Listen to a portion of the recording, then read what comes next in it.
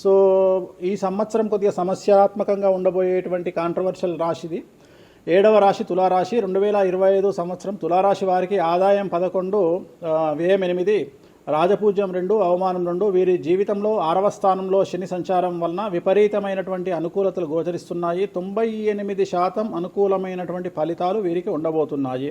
అన్ని రంగాల యందు ఆధిక్యత, వ్యవహారం లాభించుట, అప్రయత్న ధనలాభము, స్పెక్యులేషన్స్, షేర్ మార్కెట్ రాణించుట, స్థిరాస్తి వృద్ధి, బంధుమిత్ర లాభము, వ్యాపార లాభము, ఉద్యోగ లాభము, ఉద్యోగంలో ప్రమోషన్లు, అవివాహితులకు వివాహయోగ సూచనలు, ఉద్యోగ లాభము, రైతులకు అన్ని పంటలలోనూ అనుకూలమైన ఫలితాలు, అన్ని పంటలు సమృద్ధిగా పండి దిగుబడి రాబడి ఎక్కువగా ఉండడము, గవర్నమెంట్ ఉద్యోగస్తుల్లో మరీ ముఖ్యంగా పోలీసు లేదా ఐపీఎస్ ఐఏఎస్ పదవుల్లో ఉండే వారి మీద ఏసీబీ సిబిఐ ఈడీ లాంటి సమస్యలు, వివాహితులకు వివాహయోగ సూచనలు, సంతానం లేని వారికి సంతాన యోగ సూచనలు ఈ సంవత్సరం గోచరిస్తూ ఉన్నాయి. తులారాశి వారి జాతకంలో అతి ముఖ్యమైనటువంటి విషయం ఏమిటంటే వీరి జీవితంలో 2025వ సంవత్సరంలో పెను సంచలనం, అతిపెద్ద సంచలనం అంటే పోలీసు కేసు కానీ కోర్టు కేసు కానీ లేదా ముఖ్యంగా మీడియాకి ఎక్కడం, సమాజంలో విపరీతమైన ప్రచారం, చెడు పేరు ఏర్పడుట ఈ సంవత్సరం కనిపిస్తూ ఉన్నది.